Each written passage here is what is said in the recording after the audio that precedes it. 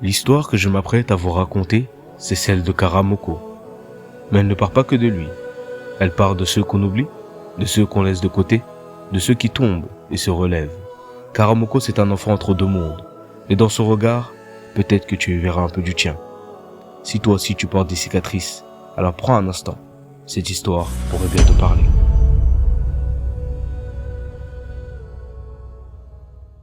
Après l'attaque en mer, Boubacar décide de faire escale en Inde. Mais cette escale n'est pas un hasard.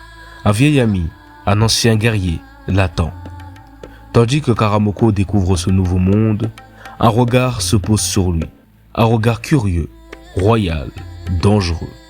Le prince est fasciné par la marque sur son front. Un symbole inconnu, mais puissant.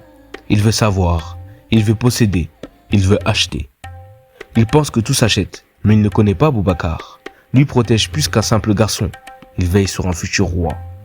D'une phrase, il inverse sa conversation. D'un sourire, il cache la vérité. Et d'un geste, il s'éclipse dans la foule. Mais ce n'était pas la première fois qu'il évitait un piège. Mais ce ne sera pas la dernière.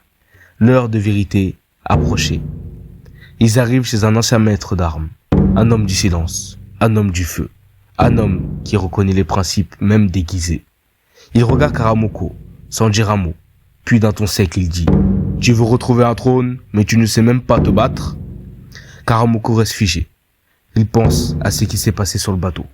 Il comprend. Il est temps d'apprendre à se battre.